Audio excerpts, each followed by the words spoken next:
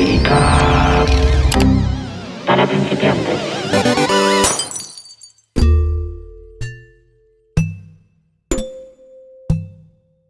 Bueno, Vicu Villanueva. Bueno, Julián Urman. Estamos acá una vez más hablando de robots, una segunda vez, segundo capítulo de Robótica para principiantes. Y teníamos algo que nos quedó pendiente del capítulo anterior, que es ¿qué es un robot? ¿Podés creer que estuvimos media hora hablando de robots y nunca contestamos qué es un robot? No sé si hay consenso acerca de qué es un robot. Sobre todo, qué no es un robot.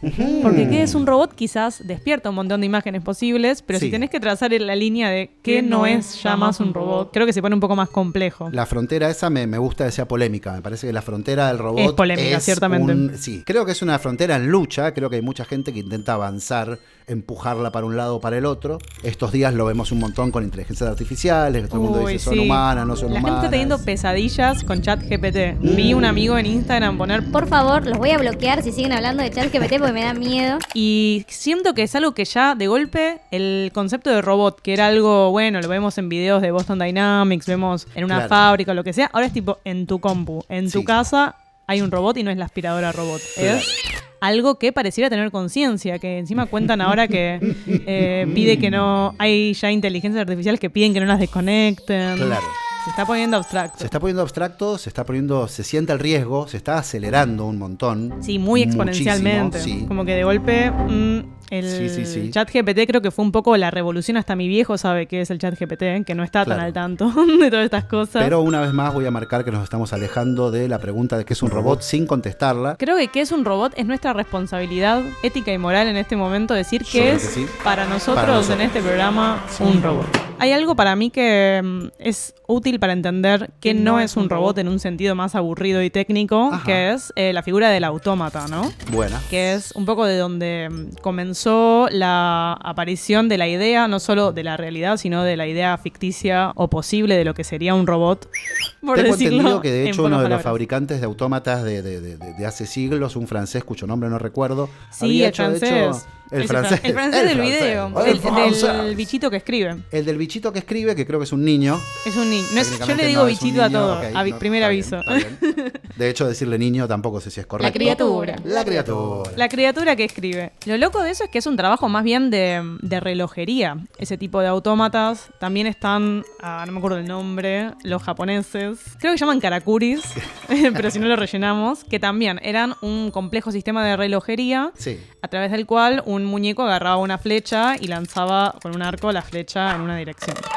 Pero claro, lo que tenían era que siempre iban a repetir el mismo movimiento. Exactamente. A diferencia de otra definición que podríamos tirar de robot que incluye la cibernética. Sí, hay algo que se llama el momento nerd, el lazo cerrado, el sistema de retroalimentación, que es algo que los seres humanos tenemos incorporado, digamos, de fábrica, que es la capacidad de regularnos o adaptarnos al entorno, a los estímulos que vienen de afuera. Claro. Hace frío, el cuerpo genera calor. Hace calor, el cuerpo transpira, se enfría. Eso es básicamente un lazo cerrado. Claro. Cuando al autómata se le incorpora la capacidad de sensar su ambiente y reaccionar acorde, podríamos decir que ya estamos hablando de un robot. Buena. Entonces un robot podríamos decir que es una máquina cibernética que sensa y corrige, que sensa y responde. Habría sensa que y hablar un poco de reacciona. qué es la cibernética, que un poco en el capítulo anterior llegamos a hablar, pero Sí, pero en este me parece que vamos a hablar más aún. Cada vez vamos Más a hablar más hasta que solo hablemos de cibernética sin parar durante una hora. Yo tengo la etimología, que esta supongo que sí la vas a saber, de Sí, cibernética. pero la quiero igual. Kibernetes era timonel. Kibernes es timonear o gobernar una nave, por ejemplo. El arte de gobernar. Y en ese sentido, bueno, el timonel tenía esto que vos marcabas. Siente el movimiento del mar, ve hacia dónde apunta el barco y corrige en relación a un punto de referencia, por ejemplo, un faro, una estrella. Está buenísimo que esto también desarma un poco la idea de robot que tenemos de el neno. Y yo propongo que también tengamos en cuenta para este capítulo, para ver qué pasa si pensamos como que los algoritmos que nos rodean, si también pueden ser un poco robots, en este sentido de máquinas cibernéticas. Y en ese sentido, si una máquina cibernética timonea alguna situación, mi pregunta es, ¿quién timonea a quién? ¿Quién timonea quién? Si las máquinas a nosotros o nosotros a las máquinas. Creo que ahí es cuando se pone realmente polémico y de vuelta tenemos que hablar del Capitalismo. Capitalismo, estás en todas partes. Y sí, porque realmente lo peligroso quizás de la cibernética, depende de quién seas, ¿no? Porque por Sí. ahí, si te copa el flash del capitalismo tardío y todo lo que está sucediendo, Sí, decís, si sos Mark no, Zuckerberg, estás re a favor. claro, de eso no es todo esto. Ok, no sí. lo ves como peligroso, lo ves como muy positivo, sobre todo para tus millones y millones y billones de dólares. Sí. Pero lo peligroso fue que Norbert Wiener, este señor, escribió como mucha data acerca de cómo hacer que esto no se volviera el fin de la humanidad, básicamente. Tiene un libro excelente que se llama Cibernética y Sociedad, Sí. en el que más o menos dice, Che, esto se puede usar para esto, esto y esto, mejor que no se use para esto y esto y esto, porque justamente Sí. las máquinas van a terminar gobernando a las personas. Claro. Y las personas, está bueno que sigamos teniendo una especie de libre albedrío y... Una especie de... algo que se asemeje a libertad, está bueno. Pero Claro. justamente un gran poder lleva una gran responsabilidad. Winner era Spider-Man. Winner también era Spider-Man en su tiempo libre. Nadie le dio bola a Wiener. Y así llegamos, bueno, a lo que después se convirtió en el mega sistema de vigilancia y de datos en el Bueno. que estamos ahora. Me parece lindo eso que decís porque le puse título a esta primera parte y le puse el Mundimapa. Qué lindo. Qué lindo, ¿Por ¿no? qué? Como porque quiero ganarme el Nobel de la pavada, por un lado, y por otro lado porque si el mapa mundi es una representación a escala del planeta, Uy, sí, ya veo por dónde vas. el Mundimapa es una representación a escala real de un territorio imaginado. Uf. Bueno, el que hablaba mucho de esto es uno de los ídolos de Marquitos, que siempre lo mencionamos. Marquitos Pescador, estamos diciendo. Marquitos Mark Pescador, Mark Fisher, que es el señor Jean Baudrillard. Fisher. Ujú. Quizás el más pesado de todos, porque es tipo, chabón, para un poco de hacerme ver que el mundo es una mierda. Es el chabón aparte que aparece en la película Matrix, en la primera. Sí. Todo el mundo tiene el libro Simulacra y Simulacro, aparece varias veces. Estamos en un programa de computadora. A él, de hecho, lo llamaron para que participe del guión de la segunda parte y dijo que habían entendido tan mal la idea de sus libros que no quería tener nada que ver No, con de hecho nadie. escribió un ensayo bardeando, o sea, un picante, un pesado Baudrillard, Ok, ok. pero tenía un punto que en este libro Simulacra and Simulation, que en español no existe, en español hay otra colección de ensayos que se llama Cultura y Simulacro, pero no es la misma. Tiene un artículo que está en esos dos libros que se llama Sí. La precesión de los simulacros, que arranca con este cuento de Borges. En aquel imperio, el arte de la cartografía logró tal perfección que el mapa de una sola provincia ocupaba toda una ciudad y el mapa del imperio toda una provincia.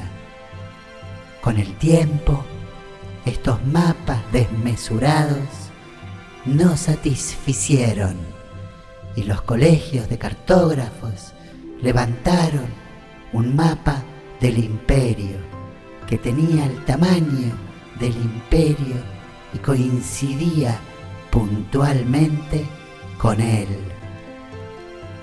¡Ay, el imperio! Soy Jorge Luis Borges. Síganme que la semana que viene hacemos una ensaladita de alcachofas. Baudrillard hace la distinción entre simulación y simulacro, como que la simulación por lo menos está copiando algo que existe, Sí. pero el simulacro está copiando algo que no existe. Claro. Es un poco confuso de entender, pero hay un ejemplo que está muy bueno, Sí, que da Donna Haraway en un documental en el que habla de estas cosas, claro. que da el ejemplo de la ortodoncia. Sí. La ortodoncia está basada en una mandíbula que no existe, una Buena. mandíbula ideal, Mandíbula ideal, claro. que es un muy buen ejemplo de simulacro. Yo un punto al que quiero entrar también son los sets que se usan para entrenar a las máquinas. Me parece que ese tema creo que tiene que ver con esta idea de la cibernética y ese ideal que en realidad cuando te acercás está hecho de pequeños momentos de nuestras vidas. Incluso en un mundo de simulacros esto es real, que es lo que alimenta las inteligencias artificiales, somos nosotros en definitiva. Y lo estamos haciendo por mecanismos que tienden a la perversión. Por ejemplo, A ver, un ejemplo que quiero traer es el caso Rumba. Rumba, Uy. la aspiradora robot, te graba. ¿No? Hay un caso de una mujer que apareció un video de ella en el baño, en las redes, grabado por su aspiradora. entiendo que Roomba es de Meta ahora, como que la compró Meta. No la tenía esa.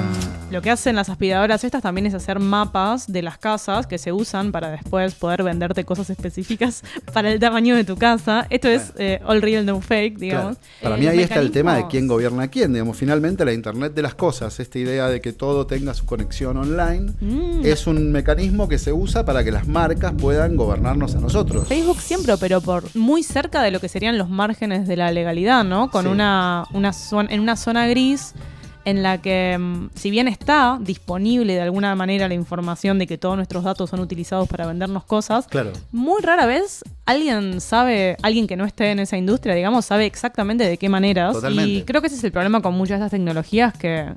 Bueno, como el famoso caso del el bot racista, que le habían alimentado Twitter y se volvió racista tipo, en 3 de días. Microsoft.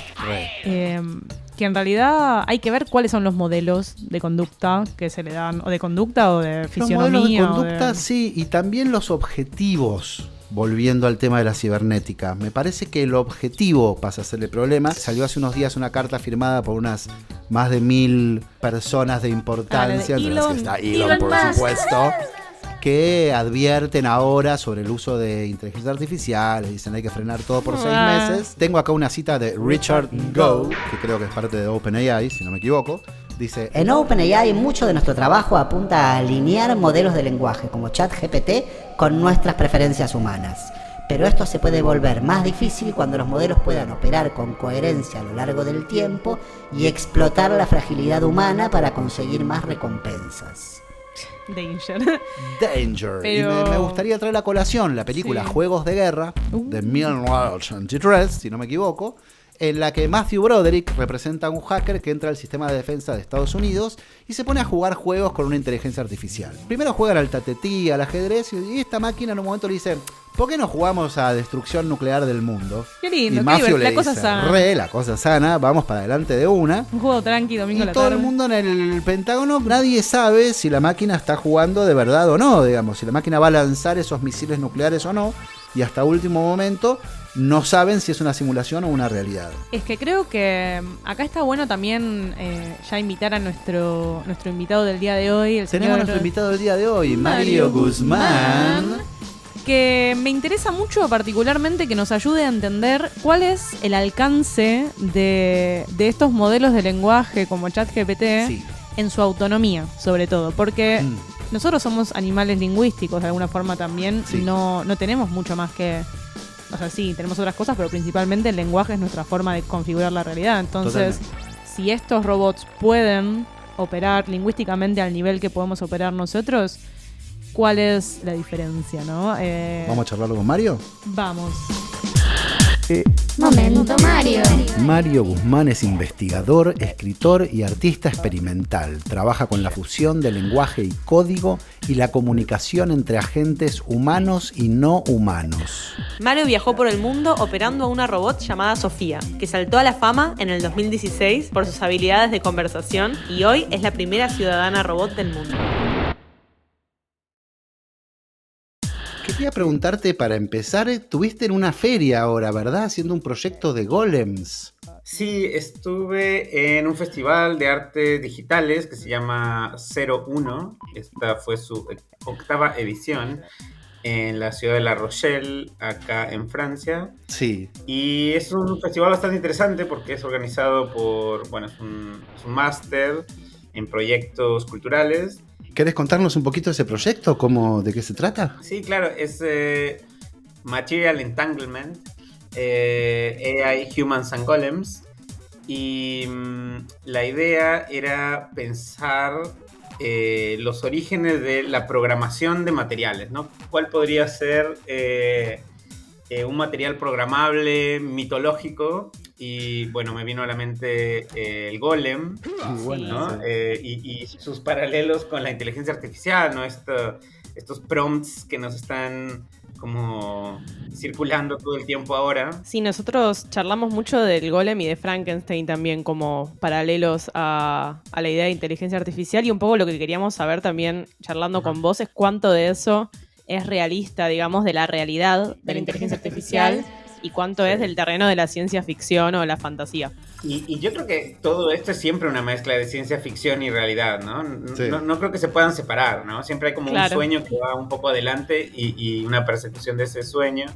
Lo que sí me parece bastante curioso siempre que hablo de esto con otras personas es esta idea de esta fantasía apocalíptica de las máquinas, ¿no? Sí. Y siento que no es necesariamente si pensamos que en algún momento estas inteligencias artificiales pudieran llegar a tener algún tipo de conciencia o de agencia, no sé si sería una de sus primeras intenciones, ¿no? Como que siento que la idea de destrucción del ser humano o de destrucción del todo, siento que es un impulso un poco humano.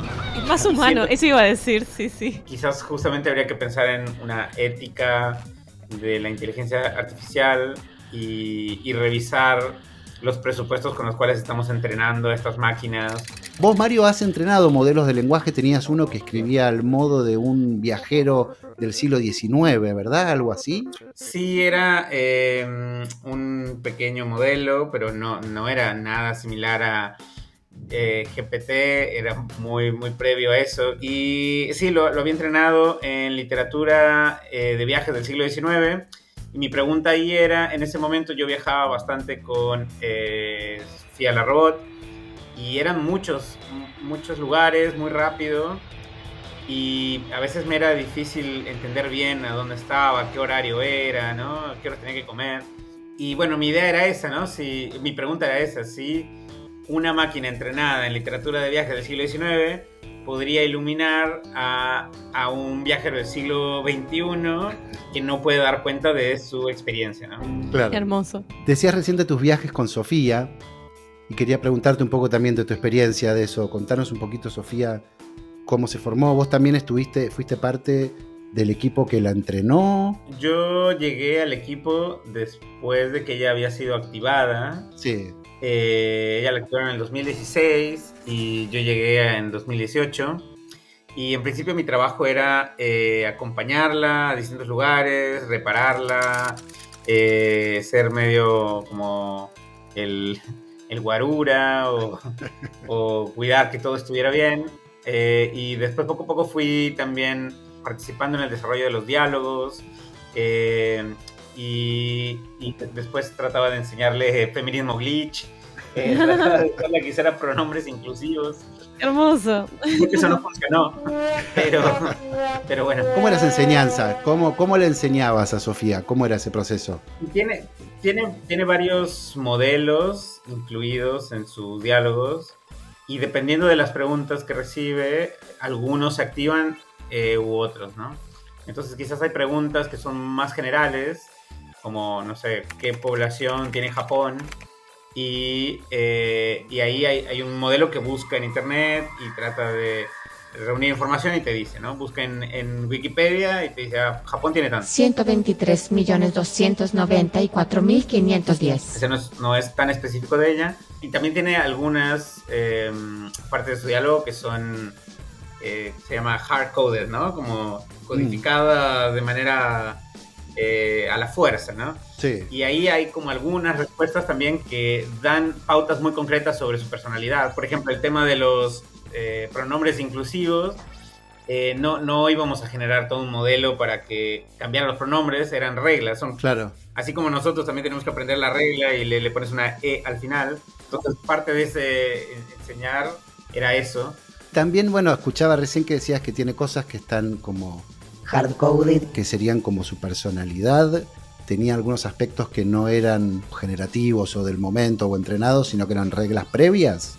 Siento que hay como un misterio bastante grande siempre con estos modelos o con estos personajes.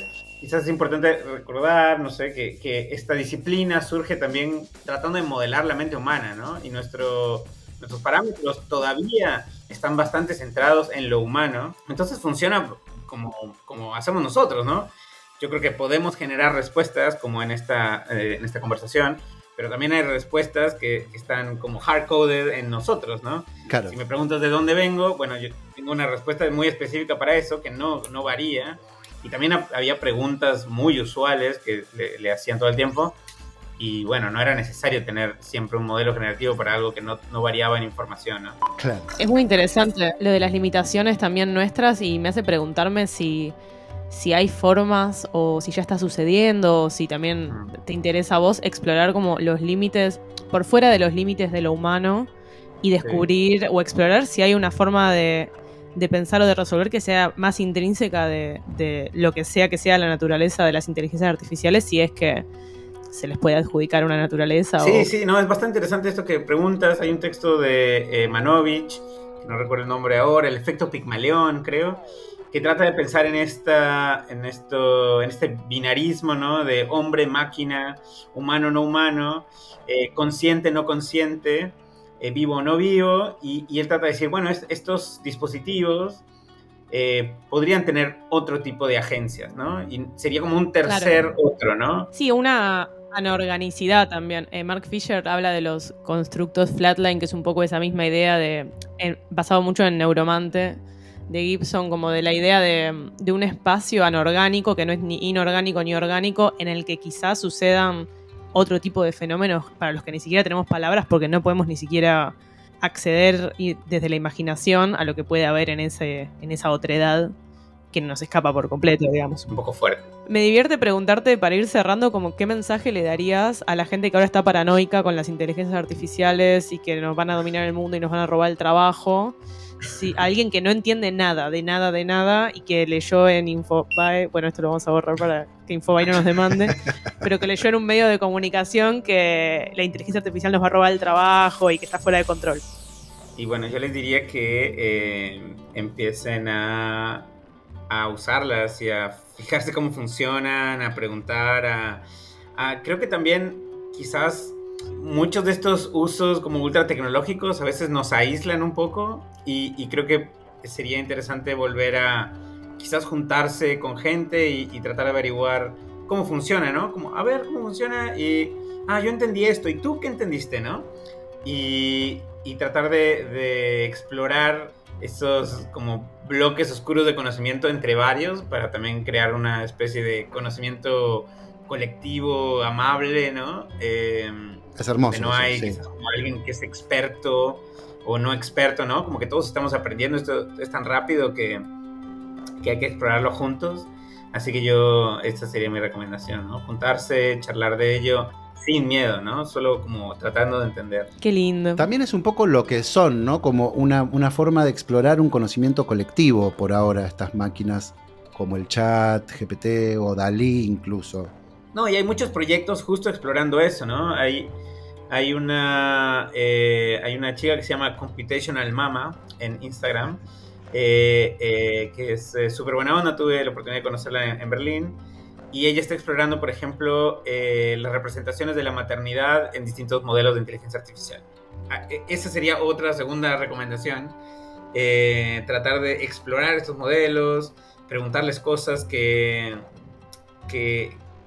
traten de intervenir en cómo funcionan, más que nos resuelvan algo rápido. Y pensarlo críticamente, ¿no? Porque también el modo en que están armadas y cómo generan categorías, eso lo construimos nosotros y dice mucho sobre el mundo que nosotros observamos, ¿no? Hay como toda también una investigación sobre este modelo ImageNet que observa imágenes y te da una etiqueta de qué es lo que está viendo, ¿no? Te dicen, o sea, hay una mesa, hay una silla, etc. Y bueno, alguien se puso a explorar cuando todavía estaba abierto la base de datos que había en la carpeta gente, ¿no? Cómo categorizaba a las mujeres. Oh, no. Bueno, era un horror, ¿no? Sí, me imagino. Entonces, nada, hay que revisar eso, ¿no? Pero solo podemos revisarlo si tratamos de indagar en cuál es la información que tiene esta máquina, con qué está representando nuestro mundo. No solo cómo se entrena, sino quiénes la entrenan. Yo creo que eso es importante, porque ahí está el sesgo, ¿no? Dar cuenta de que el equipo sea un equipo de género variado, ¿no? De distintas nacionalidades, etcétera, ¿no? Que haya gente que no solo venga de las ciencias exactas o de las ciencias computacionales, que haya gente de humanidades. Un equipo así yo creo que sería ideal, pero bueno, eso no sé quién lo va a financiar. Bueno, muchísimas gracias, Mario Guzmán. Creo que dio en el clavo de lo que estamos tratando de hacer mediante estas charlas. Que Tremendo, es un poco ¿no? Sí. perder también la alienación con la que encaramos estos temas en la soledad muchas veces de nuestras computadoras. Y sí, está también buenísimo. correrse un poco de las voces de expertos, ¿no? Que a totalmente. veces ya bajan un discurso como premasticado y que, bueno... Sí, con cierta soberbia también en un campo que está recién comenzando y donde recién hay naciendo. todo por hacer, no solo desde lo que es la programación, sino también desde lo cultural, lo social, cómo lo entendemos, cómo nos relacionamos con eso. Yo el otro día vi algo que me pareció interesante también, volviendo a lo que decía Mario de su proyecto de Golems.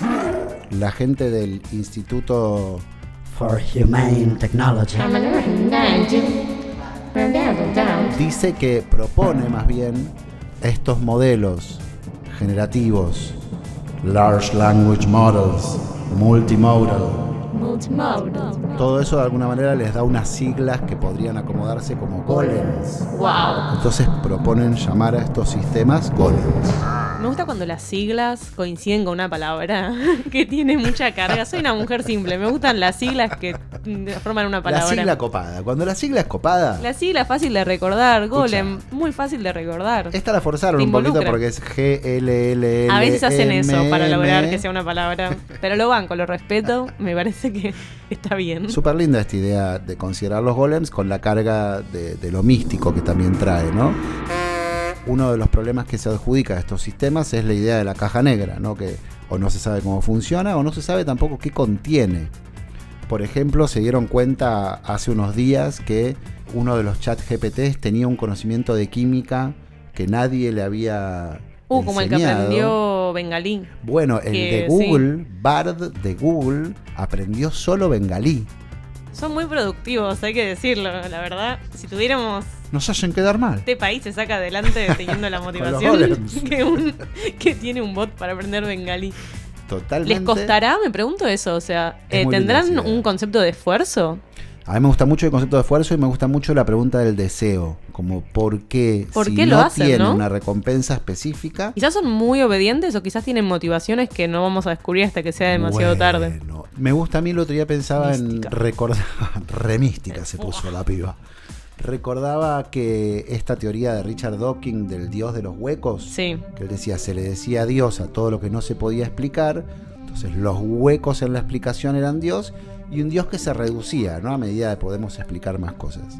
Y estos sistemas son el antidios, son la explicación total, no hay huecos. Y que es un poco la misma lógica que la religión también, porque la religión busca en un punto también social y político explicarlo todo con el dogma o las distintas doctrinas de las religiones, y bueno, salimos de eso quizás para meternos en otro tipo de fe absoluta en algo que no terminamos tampoco de entender, y muchas veces los más expertos en todos estos campos, lo primero que dicen es muchísimo lo que no sabemos. Y bueno, además el hecho comprobado hace relativamente poco de las máquinas están poseídas por el demonio. Sí, bueno, bien sabido. Mirá, bien sabido.